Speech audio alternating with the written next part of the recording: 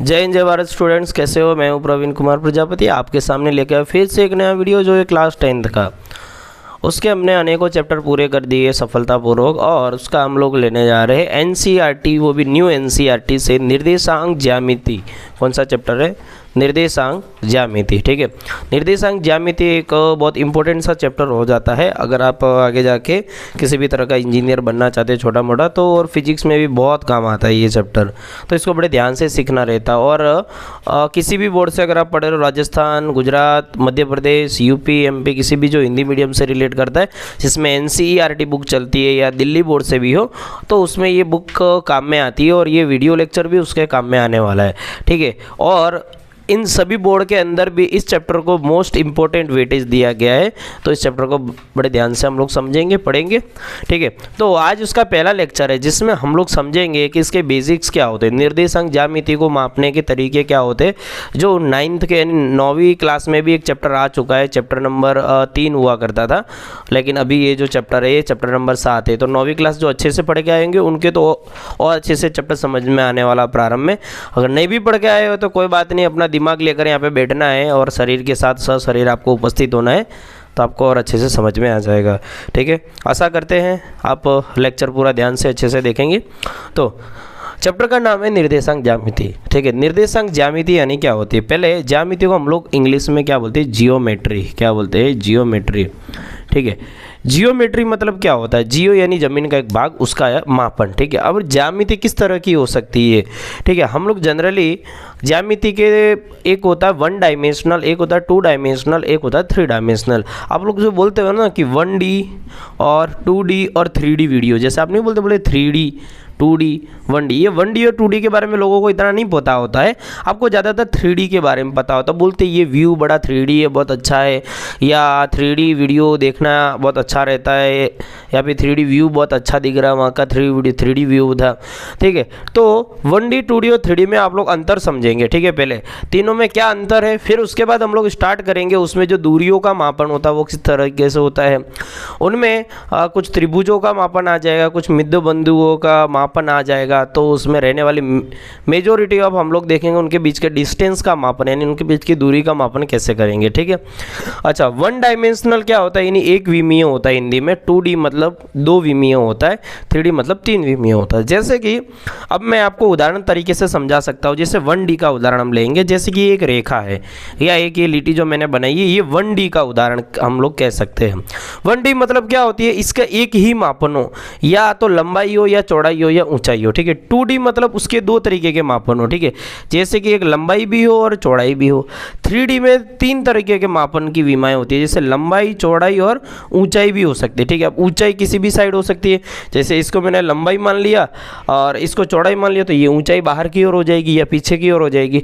ठीक है, जैसे कि 3D में मैं आपको ये बॉक्स बना के दिखा देता हूँ। ठीक है, ये जो बॉक्स मैं बना रहा हूँ ये एक समय पे हमारे लिए बहुत दुविधा वाली चीज़ हुआ करता था। ये बॉक्स जो बना के दिखाता था वो मैथमेटिक्स का जादू कहा जाता था।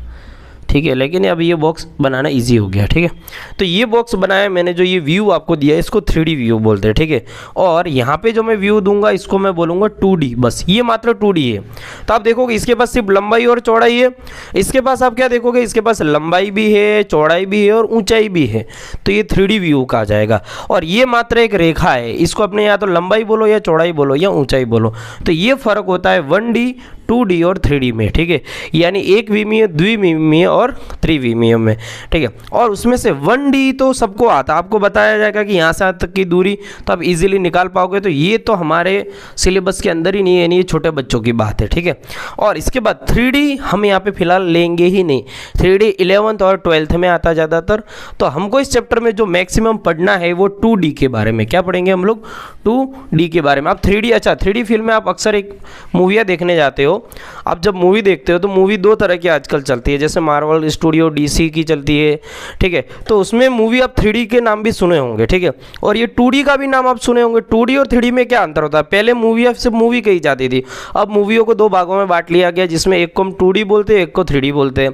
2D मूवी जिसमें आप सिर्फ देख सकते हो, ठीक है, यानी वो सिर्फ सिनेमा पे चल रही है। वो 3D मूवी यानी कैसा रहता है? आपको एक चश्मा पहना दिया जाता है, वो एक स्पेशल कैमरा से शूट की जाती है, जिसमें आपको ऐसा फील मिलता है कि जो मूवी में जो हीरो हीरोइन है, जो कुछ भी चल रहा है वो हमारे आसपास हो या हमारे नज़दीक हो, तो उसको अपने बोलते हैं 3D। ठीक है, 3 डायमेंशनल, त्रिविमीय। ठीक है, कईयों ने इसका फील किया भी होगा और कईयों ने नहीं भी किया होगा, तो उनको नया नया लगेगा कि भाई 3D क्या है। तो एक बार उसका मजा चख के आ जाओ, फिर पता चल जाएगा 3D क्या है। ठीक है, तो बहुत अच्छा होता है 3D में फिल्म देखना, यानी पहली बार जो बंदा देखता है ना, एकदम से कहीं कहीं पे हाँ इसके सीन लगा दिए जाते हैं, जैसे कि एक बॉल एकदम आ रही है तो हमारे मुंह से एकदम नज़दीक आके निकल जाती है, ऐसा लगता है। यानी सब मूवी मतलब ऐसा चल रहा है। एक शोले मूवी हुआ करती थी, शोले किस ज़माने में बनी थी, उस मूवी को 3D में भी कन्वर्ट किया गया था एक समय पे, फिर उसको वापस रिलीज़ भी किया गया था। फिर जो लोग 3D मूवी देखते थे ना, उनको ऐसा लगता था कि ये धर्मेंद्र हमारे बाजू में खड़ा है, ये अमिताभ बच्चन जी, ये सब हमारे बाजू में खड़े हैं। ठीक है, तो वो होता है 3D। ठीक है, यानी 3 डायमेंशनल। आप उसको फील कर पाओगे कि ये जो व्यक्ति वो हमारे आसपास है, यानी उसकी आपको लंबाई भी दिखेगी, चौड़ाई भी दिखेगी और ऊंचाई भी दिखेगी, 3 तरह की लंबाइयाँ दिखेगी। ठीक है, लेकिन 2D में क्या होता है, सिर्फ मतलब लंबाई और चौड़ाई होती है। ठीक है, जिसको हम आसानी से पर्दे पे, टीवी पे, मोबाइल पे देखते हैं, वो 2D होता है। अक्सर आप आजकल एक बिल बोर्ड भी देखते हैं एडवर्टाइजमेंट का, कहीं चाइना में भी है जो बिल बोर्ड होता है ना, मतलब एडवर्टाइजमेंट का बोर्ड, ऐसा लगता है उसमें जो अक्षर है वो उभरे हुए, वो बाहर आ रहे हैं। और कहीं कहीं पे ऐसा दिखाते हैं कोई जानवर है, कोई शेर है जैसा है, वो ऐसा कॉर्नर पे ऐसा कॉर्नर बना रहता है और उसमें एक बिल बोर्ड होता है जिसमें एडवर्टाइजमेंट की जाती है। उसमें से 3D एनिमेशन के थ्रू ऐसा समझाया जाता है जैसे उसमें रियल में उसमें से शेर बाहर आ रहा है, तो वो फील होता है 3D का, 3 डायमेंशनल का। ठीक है, जिसके बारे में अभी हम लोग फिलहाल चर्चा नहीं कर रहे हैं। ठीक है, हम लोग मेनली बात कर रहे हैं द्विविमीय या 2D के बारे में। अच्छा, जब हम 2D के बारे में बात कर रहे हैं तो इसमें क्या होगा, मेनली एक लंबाई होगी और एक होगी चौड़ाई। ठीक है, अच्छा इसका निर्देशांक ज्यामिति से क्या लेना देना है। ठीक है, तो निर्देशांक ज्यामिति में जब हम देखेंगे तो हमने क्लास 9वीं में क्या पढ़ा था, हमने पढ़ा था कि हमारी 2 लिटियाँ हुआ करती थी, एक ऐसी खड़ी लिटी होती थी और एक ऐसी मस्त सी आड़ी लिटी हुआ करती थी। ठीक है, ये खड़ी लिटी और आड़ी। ठीक है, इसको हम है ना ऊर्ध्वाधर भी बोल सकते हैं। ठीक है, इसको और क्या नाम दे सकते हैं, ऊर्ध्वाधर, इसको क्षैतिज भी बोला जा सकता है। शुद्ध हिंदी में लिखेंगे तो इसको लिखूंगा मैं ऊर्ध्वाधर। क्या लिखूंगा, ऊर्ध्वाधर। इंग्लिश में इसको हम बोलते हैं वर्टिकल लाइन, वर्टिकल। ठीक है, और इस लाइन को मैं लिखूंगा क्षैतिज रेखा। क्या लिखूंगा, क्षैतिज रेखा। ठीक है, क्षैतिज लिखूंगा मैं, ये क्षैतिज है यानी आड़ी है। ठीक है, अच्छा क्षैतिज, इसको बोलेंगे हॉरिजॉन्टल। क्या बोलेंगे, हॉरिजॉन्टल। ठीक है, अच्छा ये क्षैतिज रेखा या आड़ी रेखा है, इसको हम लोग बोलते हैं एक्स अक्ष। क्या बोलते हैं इसको, एक्स अक्ष बोलते हैं। ठीक है, इसको इस तरीके से यहाँ पे हम लिखते हैं जैसे कि एक्स अक्ष लिखते हैं। क्या लिखते हैं, एक्स अक्ष लिखते हैं, यानी इंग्लिश में इसको मैं लिखता हूँ एक्सिस। ठीक है, और इसको हम लिखेंगे वाई अक्ष। क्या लिखेंगे, वाई अक्ष। ठीक है, यानी वाई एक्सिस। क्या लिखेंगे, वाई एक्सिस। ठीक है, अच्छा इसमें भी कुछ वैल्यू हुआ करती थी, जैसे कि इसको हम लोग ये जो मेन पॉइंट यहाँ पे जो दिया गया, जहाँ पर एक्स और वाई दोनों इंटरसेप्ट कर रही है, यानी एक दूसरे को प्रतिच्छेदित कर रही है, एक दूसरे को काट रही है यहाँ पे, इसको हम लोग बोलते हैं मूल बिंदु। क्या बोलते हैं इसको, मैं नाम दूंगा तो क्या दूंगा, मूल बिंदु। क्या देंगे, मूल बिंदु। ठीक है, ये सब आप 9th में पढ़ चुके हो। ठीक है, नहीं पढ़े हो तो अभी आपको ध्यान से समझ लेना, ये क्या है, मूल बिंदु। इसको हम लोग 0,0 से दर्शाते, 0,0 से दर्शाते, ये है मूल बिंदु। ये होगा एक्स अक्ष और ये होगी वाई अक्ष। अब आप मन में सोच रहे होंगे कि भाई इसमें प्लस माइनस का भी तो लोचा रहता है ना, तो ये इधर का यानी यहाँ से राइट साइड का, कौन सा, राइट साइड, यानी दाहिनी ओर का भाग यहाँ से जो होगा ना ये धनात्मक माना जाएगा। अगर मैं इधर लिखूँ 1, ठीक है, तो इधर मैं लिखूंगा 2, इधर लिखूंगा 3, इधर 4 लिखूंगा, इधर 5 लिखूंगा। तो ये जो मूल बिंदु के बाईं ओर, मूल बिंदु का लेफ्ट साइड यहाँ पे जो भी वैल्यू होगी वो माइनस में होगी, -1, -2, -3, -4, -5, इस तरीके से हम इसको लिखेंगे। ठीक है, अच्छा अब y अक्ष के लिए हम देखेंगे तो y अक्ष में ऊपर की रेखा को आप देखोगे तो ये होगी धनात्मक और नीचे वाली रेखा को लिखेंगे ऋणात्मक में। जैसे मैं इसको लिखूँ 1, इसको लिखूँ 2, इसको लिखूँ 3, इसको लिखूँ 4, इसको लिखूँ 5, तो इसके नीचे की ओर जो मैं रेखाओं के वैल्यू लिखूँगा ये -1, ये -2, ये हो जाएगी -3, ये हो जाएगी -4, इस तरीके से हम इसको लिखेंगे। और आगे और मैं बढ़ाऊँगा तो -5। ठीक है, ऋणात्मक में ये हो गया y अक्ष, ये पॉजिटिव होगा। ठीक है, इधर का भी ये पॉजिटिव होगा। अगर मैं इधर साइड लिखूँ तो इधर क्या होगा, माइनस ऋण, यानी ऋण x अक्ष, और ये वाला क्या होगा, ऋण y अक्ष, यानी नेगेटिव में y एक्सिस। ठीक है, इस तरीके से हम इसका नामकरण करेंगे। ठीक है, अच्छा अब इसके अंदर इसके अंदर ये एक्स अक्ष को एक दूसरा नाम भी हम लोग दे सकते हैं जिसको भुज कहते हैं। क्या कहते हैं? भुज। ठीक है। और वाई अक्ष को दूसरा नाम जो बुक में दिया गया है उसको हम कोटि कह सकते हैं। ठीक है, कोटि भी इसको कहा जा सकता है। ये भुज हो जाता है, ये कोटि हो जाता है। ठीक है, बस इतना बेसिक है जो 9वीं क्लास का था। अच्छा, इसके बाद में हम लोग इसी में सीखेंगे कि हमको किसी बिंदु को दर्शाना है तो कैसे दर्शाएंगे हम लोग। ठीक है, किसी भी बिंदु को यदि हमें दर्शाना है तो हम इसे कैसे दर्शाएंगे। ठीक है, तो सबसे पहले बिंदु को दर्शाने के लिए जैसे कि मैं एक नाम दे देता हूँ, जैसे कि बिंदु ए, मैं इधर लिखूँगा कि बिंदु ए जिसकी वैल्यू इधर निर्देशांक है 2,3 और बी को मैं लिखूँगा -2,4, सी को लिखूँगा -5, -2। ठीक है, और डी को मैं लिखूँगा -4,0 और ई को लिखूँगा 0,2 और एफ बिंदु को लिखेंगे, क्या लिखता हूँ, हाँ ये हो गया, ये हो गया, चलो हाँ 2, या रुक जाइए 4,-5। ठीक है, इस तरीके से। अब इन सब बिंदुओं को हम लोग दर्शाना एक बार फिर से सीख लेते हैं, फिर से इसका एक बार रिवीजन कर लेते हैं जो 9th में हम लोगों ने पढ़ा था। ठीक है, बिंदु ए को कैसे दर्शाएंगे भाई, ये क्यों करवा रहा हूँ, ये बुक में शायद बहुत कम जगह दिया हुआ, हमको डायरेक्ट इसके बाद एक IMP फॉर्मूले से चालू करेंगे, दूरी सूत्र से, लेकिन पहले इन बिंदुओं को हम लोग दर्शाना सीखेंगे। ठीक है, अच्छा बिंदुओं को पहले जैसे मैंने यहाँ पे लिखा बिंदु ए, तो बिंदु ए को मैं इस ग्राफ पे कहाँ दर्शाऊंगा। ठीक है, बिंदु ए को इस ग्राफ पे कहाँ दर्शाऊंगा, तो ये बिंदु ए है। पहले इधर की वैल्यू जो दी है ना बिंदु ए में, कॉमा के पहले की वैल्यू, ये जितनी भी वैल्यू है, ये जितनी भी वैल्यू है यहाँ पे मैंने लिखी है, इतनी इतनी वैल्यू। ठीक है, ये सबको मैं कहाँ दर्शाऊंगा, एक्स अक्ष पे, इन सबको मैं कहाँ दर्शाऊंगा, एक्स अक्ष पे दर्शाऊंगा, और इसके बाद वाली वैल्यूओं को मैं दर्शाऊंगा वाई अक्ष पे। ठीक है, जैसे कि बिंदु ए में आप लिखोगे 2,3। ठीक है, तो पहले ये ढूंढो एक्स पे 2 और वाई पे 3। ठीक है, एक्स का 2 और y का 3, देखो x का 2 और y का 3, यानी ये जो बिंदु a मुझे कहीं यहाँ पे मिलेगा, इधर मैं लिख दूंगा a बिंदु और ब्रैकेट में लिखूंगा 2,3। ठीक है, अच्छा बिंदु b को दर्शाते हैं। बिंदु b को हम कैसे दर्शाएंगे, बिंदु b में देखो x में -2, ठीक है, और y में क्या है 4। पहले x का देखो -2 तो कहाँ मिलेगा, ये रहा। ठीक है, ये रहा, और उसके बाद y का 4, तो y का प्लस में 4, यानी प्लस में ऊपर की ओर है, देख लो ये, तो ये बिंदु हमें मिलेगा कहीं यहाँ पर ऐसा, इसके एग्जैक्टली यूँ सामने और इसके यहाँ पे, बराबर। तो इधर बिंदु कौन सा मिला मुझे, बिंदु B, इसकी वैल्यू क्या है -2,4। ठीक है, ये बिंदु मिल गया B। अच्छा, अब बिंदु C को दर्शाते हैं एक बार। भाई इस तरीके का क्वेश्चन, इस तरीके का एग्जाम्पल 9th क्लास में था आपके पास। ठीक है, तो ये एक क्वेश्चन मैं इसीलिए करा रहा हूँ ताकि आगे वाले क्वेश्चन में आपको प्रॉब्लम ना पड़े। सी वाला देखेंगे, बिंदु सी, x का -5, x देखो x अक्ष पे -5 ये रहा। ठीक है, y में -2, अब y में देखो y तो ये वाली है ना, y अक्ष तो ये वाली, इसका -2 कहाँ यहाँ मिलेगा, तो इसके एग्जैक्टली सामने यहाँ और इस दूरी पे। ठीक है, यहाँ पर मिलेगा बिंदु सी हमें। ठीक है, तो बिंदु सी के यहाँ पे कोष्टक में क्या लिखेंगे, -5, -2। ठीक है, अच्छा डी को कहाँ दर्शाएंगे, डी आप देख लो -4,0। ठीक है, अब x का -4, x का 4 यानी x पे देखो -4 ये रहा।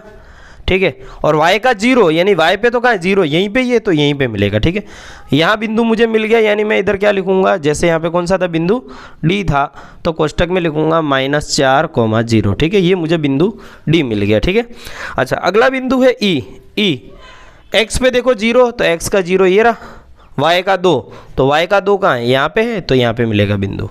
कौन सा बिंदु मिला ये मुझे, E। ठीक है, बिंदु E मिला, क्या 0,2।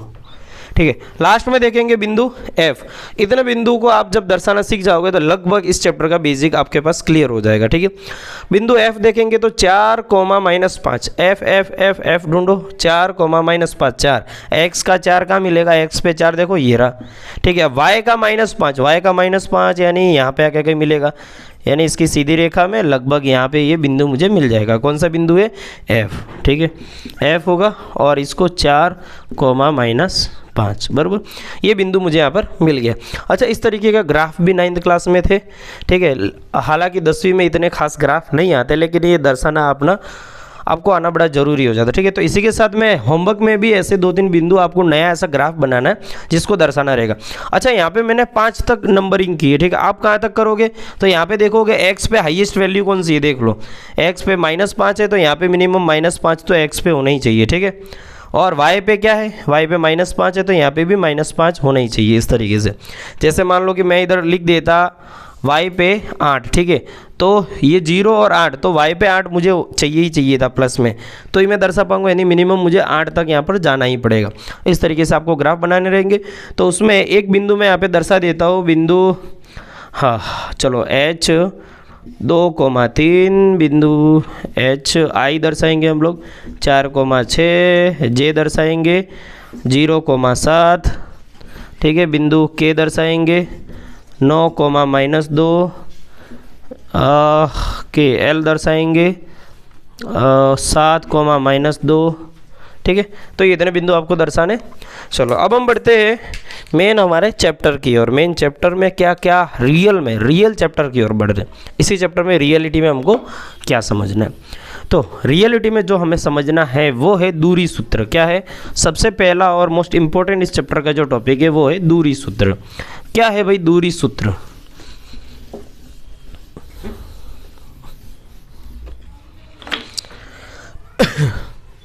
ठीक है, दूरी सूत्र क्या समझेंगे हम लोग, दूरी सूत्र, दूरी क्या, दूरी सूत्र। अरे वाह क्या बात है अमिताभ जी। दूरी सूत्र क्या होता है, जैसे कि मान लीजिए कि मैंने एक यहाँ पर ग्राफ बना दिया, ठीक है, और मुझे 2 निर्देशांक दे दिए, एक यहाँ पे दे दिया, एक यहाँ पे दे दिया, ठीक है, या मान लीजिए यहाँ पे नहीं देकर 2 निर्देशांक दे दिए, तो एक बिंदु मुझे दिया है यहाँ, जैसे कि उधर मैंने लिखा 7,2 और एक बिंदु मुझे दिया गया है यहाँ, ठीक है, बी बिंदु, ठीक है, और उसकी वैल्यू मैंने ले ली है 4,6, ठीक है। तो मुझे पूछा है कि इन दोनों बिंदुओं के बीच की दूरी चाहिए हमें। जो दूरी सूत्र है ना, आप हकीकत में क्या करते हैं, आपको रट्टा लगवा देते हैं कि भाई ये दूरी सूत्र है, लिख लो D बराबर रूट में x² x1 minus x2 minus x1 का square plus y2 minus y1 का स्क्वायर। इस तरीके से रट्टा लगा लो, बस इसमें से घटाओ। इसमें अरे रियल में है क्या वो समझेंगे अपने, पहले इसका फील लेंगे थोड़ा सा, ठीक है। तो फील ये लेना है कि भाई देखेंगे फिर से, जैसे कि एक बिंदु मैंने यहाँ पे दे दिया, एक बिंदु यहाँ पे, ठीक है, इन दोनों के बीच की दूरी ज्ञात करो। तो भाई कैसे ज्ञात करेंगे, आपको किसी ने यहाँ से यहाँ तक की दूरी बोली होती तो आप निकाल लेते, क्योंकि यहाँ पे तो 0 दिया है, यहाँ पे 1 दिया, यहाँ पे 2 दिया, यहाँ पे 3, यहाँ पे 4, तो आप बोल देंगे यहाँ तक की दूरी 4 है, 4 इकाई होगी।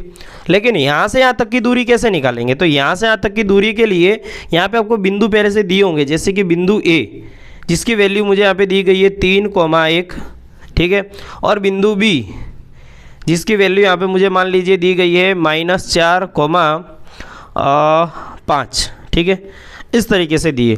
तो अब इसके बीच की दूरी मुझे चाहिए, ठीक है, यही है दूरी सूत्र। ये दूरी का डायरेक्ट सूत्र आ जाएगा। अभी मैं डायरेक्ट बोल दूं कि यहाँ पे एक बिंदु दिया, यहाँ पे दिया है, तो आप इसके बीच की दूरी निकालो, तो आप मापते मापते थक जाओगे। इसी के लिए हम लोग जनरेट किए हैं दूरी सूत्र, ठीक है। अच्छा, दूरी सूत्र में हमें क्या करना है, इनको नंबरीकरण करना है। पहले उनका थोड़ा सा नाम दे देना है। अच्छा, नाम देने में भी बच्चे कंफ्यूजन हो जाते हैं कि यार हम x1 किसको देवे, x2 किसको देवे, तो कोई टेंशन वाली बात नहीं है, ठीक है। जैसे कि ये एक बिंदु दिया A, मैंने एक बिंदु लिखा A, ठीक है।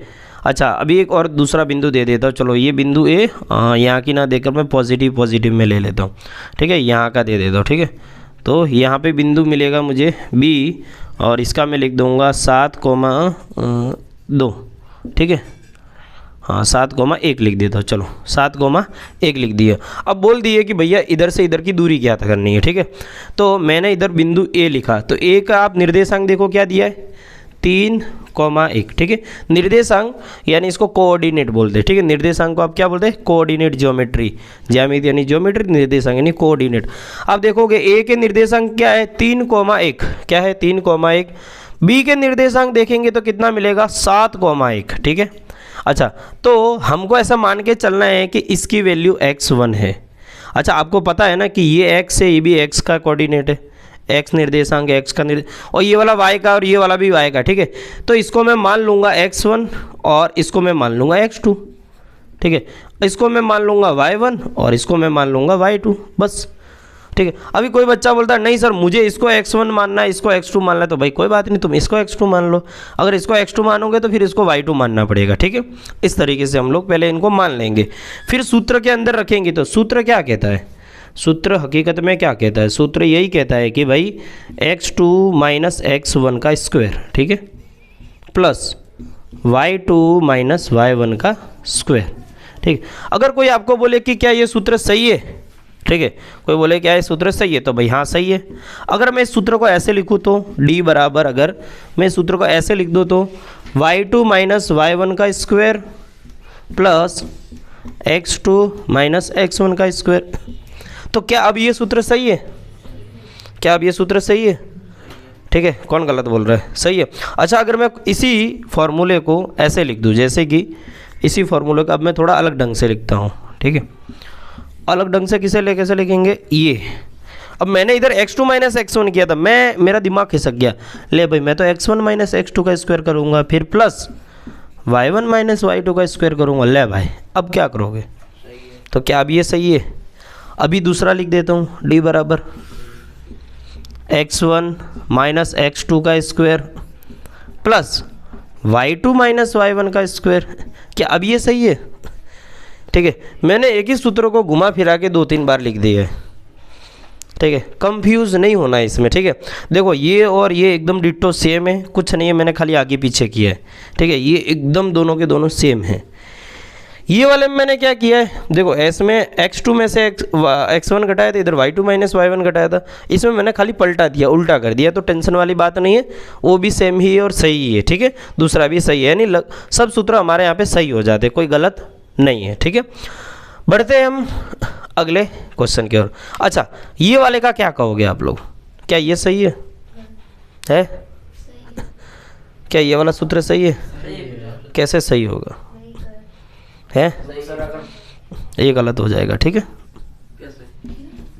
ये गलत हो जाएगा, ठीक है, ये गलत हो जाएगा, यहाँ पे आप गलत कर जाओगे, ठीक है। अब कैसे गलत करेंगे, आप वैल्यू रख के चेक कर लो। देखो मैं चाह रहा हूँ, चलो ये दोनों तो सेम है, हमको पता है ये दोनों तो सेम है, ठीक है, ये दोनों सेम है, इसको मिटा देते, ठीक है, इसको मिटा देते। हम इन तीनों में वैल्यू रख के चेक कर लेंगे तो हमें पता चल जाएगा, इसकी जो आएगी वो इसकी भी आनी चाहिए और जो इसकी आएगी वो इसकी आनी चाहिए, तो हम देख लेंगे कि भाई सब में सूत्र सही है, ठीक है।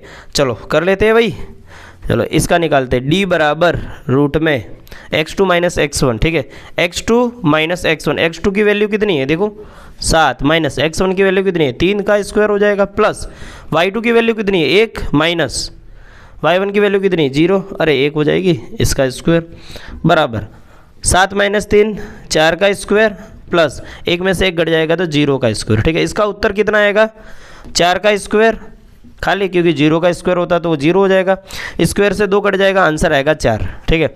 इसका आंसर कितना आएगा 4 आएगा। ये दूरी सूत्र था, यानी दूरी निकाली हम लोगों ने, दूरी निकाली इधर से इधर के बीच की जो कितनी इकाई होगी दूरी, अगर ये सेंटीमीटर में मापा होगा ना 1 सेंटीमीटर 2 3 4, तो ये जो दूरी का जो आंसर आएगा ना ये 4 सेंटीमीटर होगा। यहाँ से यहाँ तक की लंबाई होगी वो कितनी होगी 4 सेंटीमीटर होगी। अब इसमें रख के चेक कर लेते हैं तो हम कह देंगे कि भाई ये भी सूत्र सही है, ठीक है, तो ये भी सूत्र सही है, लेकिन इसमें भी रखेंगे, ठीक है, तो ये भी देख लेंगे ये सूत्र सही है कि नहीं है, क्योंकि बच्चे कभी कभार क्या कर देते हैं फॉर्मूला इसकी जगह ये लिख देते हैं, कहीं पे ये से फॉर्मूला सिखाया जाता है, कहीं पे ये फॉर्मूला सिखाया जाता है, और उसके चक्कर में बच्चा ये भी रख देता कभी कभार, बोले जब इसका ऐसा कर सकते तो ऐसा क्यों नहीं कर सकते, ठीक है, तो ये भी रख के चेक कर लेंगे हम लोग, ठीक है। तो इसका आंसर कितना आया भाई 4 आया ना। अब देखो ये वाले फॉर्मूले से करते हैं तो आंसर 4 आता है कि नहीं है देख लेते, चलो।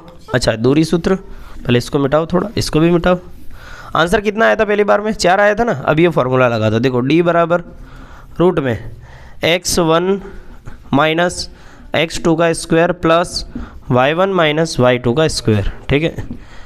x1 की वैल्यू देखो कितनी है, x1 बोलो 3, माइनस x2 की वैल्यू कितनी है 7, ये इसका स्क्वायर प्लस y1 की वैल्यू कितनी है 1, माइनस y2 की वैल्यू कितनी है 1 का स्क्वायर, ठीक है।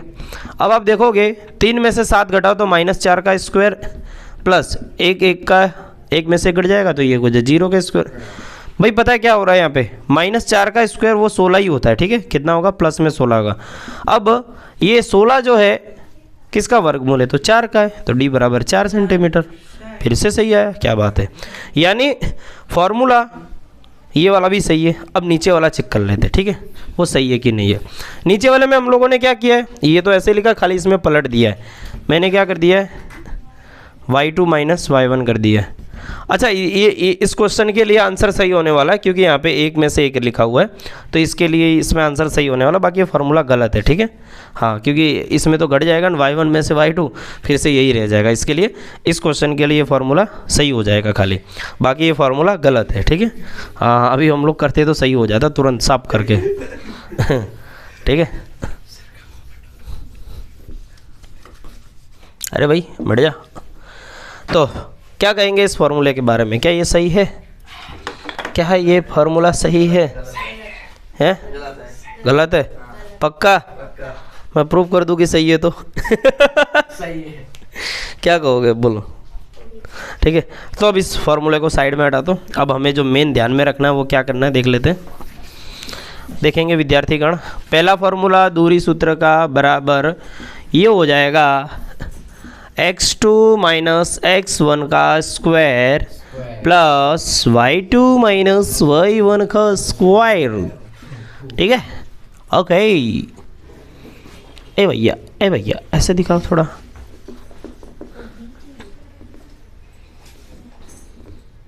हाँ बराबर। दूसरा ऐसा y2 अरे हाँ उल्टा कर रहे थे, x1 माइनस x2 का square plus y1 minus y2 का square, both are same and both are right formulas. इसको हम बोलते हैं डिस्टेंस फार्मूला, दूरी का सूत्र। वो तीसरा था वो भी सही था, ठीक है, सब फार्मूले सही है। हाँ, ज़्यादा कंफ्यूज नहीं होने का। चलो अब हम एक दो सवाल कर लेते, ठीक है। सवाल करें बड़े प्रश्नावली की ओर, चलो वही कर देते हैं। प्रश्नावली 7.1, ठीक है, आवश्यकता नहीं है, दो भाई बुक दे दो। और फार्मूला ही ऐसा है, इतना इजी फार्मूला है। क्या आता है कि मैंने ये क्यों बताया फार्मूले के बारे में, क्योंकि मैं खुद एक दो बार कंफ्यूज हो गया था। एक बुक में मैंने देखा कुछ और लिखा है, दूसरा एक बुक देखी तो उसमें कुछ और लिखा है, तो मैं कंफ्यूज हो गया कि भाई सवाल कौन सा सही है, मतलब सॉरी फार्मूला कौन सा सही है। हमारा स्कूल वाला बताया कुछ और है, ट्यूशन वाला बता रहा कुछ और है। स्कूल वाला अलग बता रहा था, ट्यूशन वाला कुछ और बता रहा था, ठीक है। तो कंफ्यूजन ही कंफ्यूजन है। सॉल्यूशन जब पता चला तो किताब में लिखा हुआ है भाई, किताब में दिया हुआ है, दोनों तरीके से ऐसा दिया होगा, हम इसको ऐसे भी लिख सकते हैं, ठीक है। इन द NCERT प्रश्नावली 7.1 उनमें बोला है निम्न युग्मों के बीच की दूरी ज्ञात करनी है, जिसमें से पहला सवाल मैं लिख देता हूँ 2,3 और इधर लिखा है 4,1, ठीक है। दूसरा यहाँ पे दिया, अच्छा दूसरा क्यों पहले लिखते, उसको बाद में करेंगे ना। चलो दूसरा चलो लिख ही लेते, -5,7 -1,3। कंफ्यूजन ही कंफ्यूजन है, सॉल्यूशन का पता नहीं, ठीक है। चलो भाई पहला सवाल सॉल्व किया जाए। सॉल्यूशन, क्या सॉल्यूशन में पहले के सॉल्यूशन में हम लोग जब देखेंगे तो माना पहले तो देखो लिख देते 2,3 और 4,1 मानना है, ठीक है। x1 बराबर 2, ठीक है, और y1 बराबर 3 ऐसा लिख देने का। वो चेक करने वाले को अच्छा लगेगा, ओ बाप रे विद्यार्थी कितना होशियार है, सब मान के चलता है। अच्छा x2 बराबर क्या होगा, ये होगा x2 बराबर 4 और y2 बराबर 1, मान लिया। अब हम लिखेंगे ऐसे, क्या लिखेंगे, ऐसे लिखेंगे दूरी सूत्र। चेक करने वाले को पता चलना चाहिए कि बंदे ने दूरी का ही सूत्र लगाया है, दूरी सूत्र, ठीक है।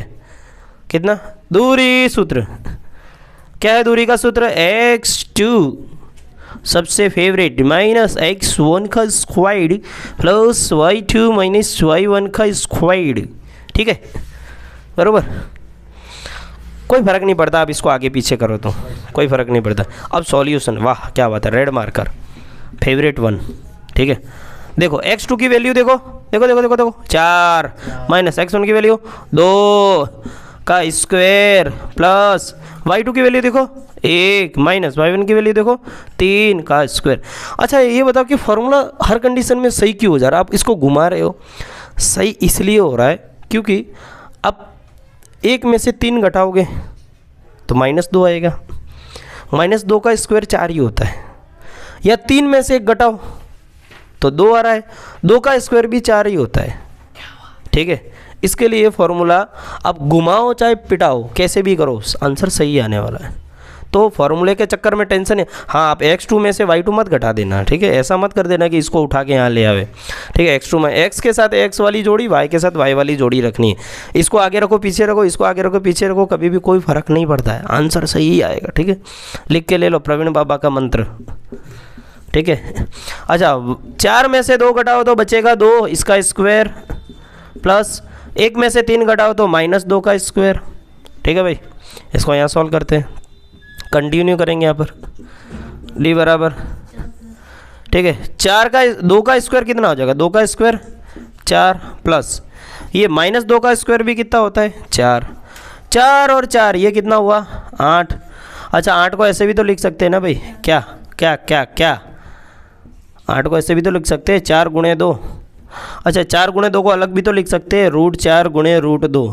अच्छा 4 किसका वर्ग है? 2 का है, गुणे में √2 किसी का वर्ग नहीं, तो इसको √2 ही रखते हैं। तो d बराबर ये हमारा आंसर आएगा 2√2। अब इधर देखो वैल्यू है, कहीं लिखा है कि मीटर सेंटीमीटर में दिया, ऐसा कुछ नहीं लिखा ना, तो हम लोग लिख देंगे लास्ट में इकाई। ठीक है, क्या लिखेंगे? इकाई। अगर इधर वैल्यू दी हो सेंटीमीटर मीटर में दी हो, इकाई कोई भी हो सकती है। इधर सेंटीमीटर दिया हो तो इधर सेंटीमीटर होगा, इधर मीटर दिया हो तो यहाँ मीटर होगा, किलोमीटर हो तो किलोमीटर होगा, कुछ नहीं दिया है तो लिख देंगे इकाई, 2√2 इकाई। ये हमारा आंसर हो जाएगा इसका। ठीक है, बढ़ते हैं अगले क्वेश्चन की ओर। सुंदर सा प्यारा सा नन्ना सा मुन्ना सा प्रश्न, अविश्वसनीय है, कामचोरी की हद पार करते हुए। हाँ प्रवीण बाबा, बाबाओं का बड़ा झोल है, आधों ने आधों को बर्बाद करके रखा है, बुरों ने सच्चों को बर्बाद करके रखा है, सच्चों ने बुरों को बर्बाद करके रखा है।